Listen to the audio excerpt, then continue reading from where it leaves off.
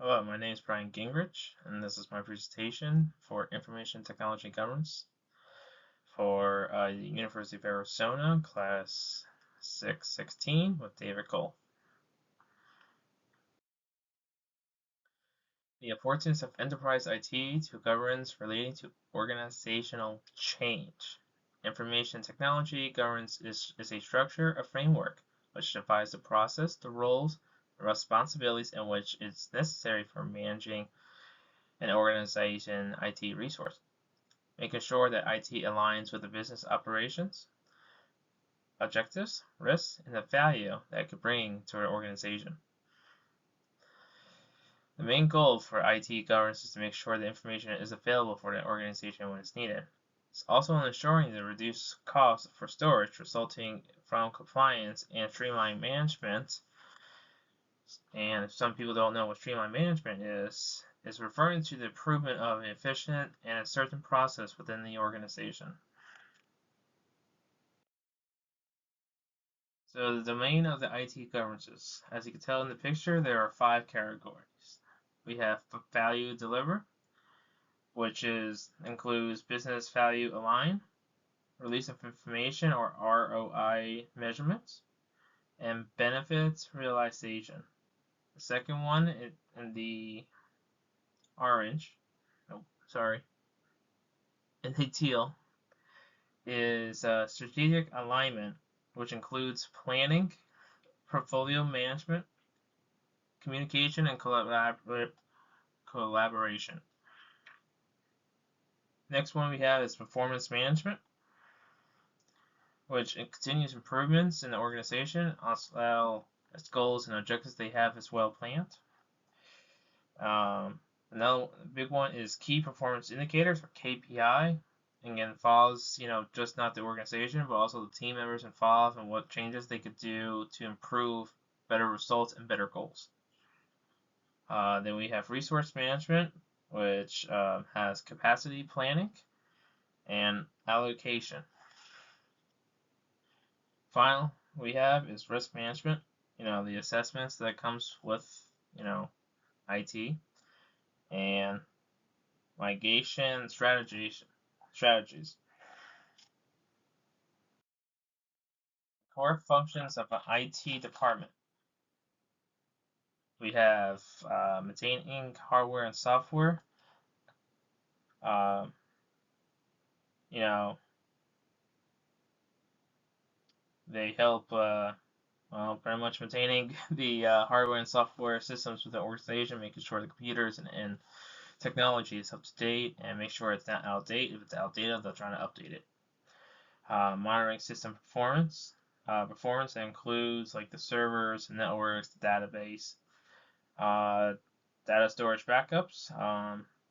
It's pretty much maintaining the data which is stored on the servers, like the cloud, for example. Like we use a lot of the cloud for backup.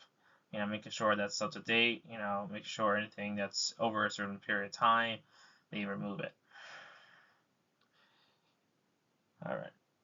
Then we have cybersecurity, playing a crucial role within maintaining the security of the organization, like firewalls, antivirus software, and other security measures to protect against cyber threats. Like we had the one recently with Microsoft, which threatened a lot of healthcare providers and systems, and a lot of people based on that. So it's very hard to make sure we're up to date on that. Ways we can prevent it and what secondary options we can use as well. Application management. Critical apps and communication systems like emails, instant messaging, and video conferencing. Make sure we could find ways to protect what we're sharing with our team members and supervisor managements and communication wise. And then finally, we have troubleshooting and IT support, which helps training new employees on software applications. Significant of the digital technology. Technology has become a focus in healthcare on how we do operations, patient care, electronic medical records, etc. Since technology has been involved with healthcare, the healthcare has risen over 400% in all fields, from patient care to checking in as a receptionist to operations as well. Um, and according to data that we received from the Grandview research, it shows the graph to the right how the health market for the digital wise has increased at least 10 to 20 billion dollars almost every year. Um, as of 2024, it is valued at 97.3 billion dollars throughout the U.S. Digital transformation in healthcare. One of the big things that we have in healthcare that's been big is artificial intelligence. AI has proven to be the next generation of healthcare as a partnership with medical providers. AI can also help with results and diagnose, you know, tests quicker than waiting and reading for the results. For example, like a X-ray or a CT scan, you know, AI could see the results much clearer than we could see with our naked eyes. It has served to work on life-threatening procedures along with outpatient services and endoscopy surgeries. AI continues to grow, and every year, multiple organizations trying to make sure they have the best or updated version. Another one that's been really important to healthcare in the last recent years is telehealth and telemedicine, especially with the pandemic in 2020 with COVID-19. It was pretty much a primary source for a lot of the patients in the first year since we were shut down, and a lot of patients were afraid to go to the hospitals to get seen, especially when the hospitals were overbooked. And we're trying to find ways to utilize telehealth, which might be easier, especially if those don't have ways of transportation or money to get to be seen. How they can see, through a phone call, video chat like this. Um, it's become a new foundation for healthcare and how patient treatment is between a provider and patient. Capital and operating IT budgets.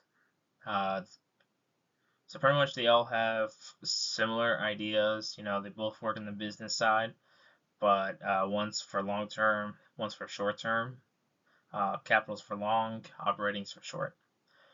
For capital budgets, the importance of strategic financial planning, business growth and development, having investments into long-term success for the business.